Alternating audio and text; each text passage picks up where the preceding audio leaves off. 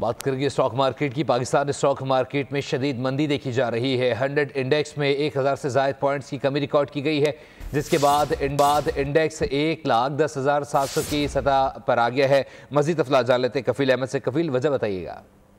देखिए, मार्केट में जो सेंटिमेंट है, सुबह के आगाज से मार्केट पॉजिटिव थी और उसके बाद मार्केट में नेगेटिविटी जो है वो जोन में आ गई। इस वक्त अगर हम बात कर लें 1,685 पॉइंट्स की मार्केट में जो है वो कमी रिकॉर्ड की गई है और इंडेक्स 1,11,000 से भी नीचे आ चुका है और इस वक्त जो है वो 1,10,249 के लेवल पे मार्केट जो है वो ट्रेड कर रही है। तो ओवरऑल सेंटिमेंट नेगेटिव है और मार्केटिंग का यही कहना है कि इस वक्त जो सिचुएशन है, अगर हम बात कर लें एशियन मार्केट्स के हवाले से भी और वैसे भी, तो वो डाउनवर्ड सेशन के अंदर है और उसके असरात जो है वो पाकिस्तान स्टॉक मार्केट के ऊपर भी आ रहे हैं और यही वजूहत है कि मार्केट नेगेटिव जोन के अंदर ट्रेड हो रही है। बहुत शुक्रिया कफील अपडेट करने के लिए।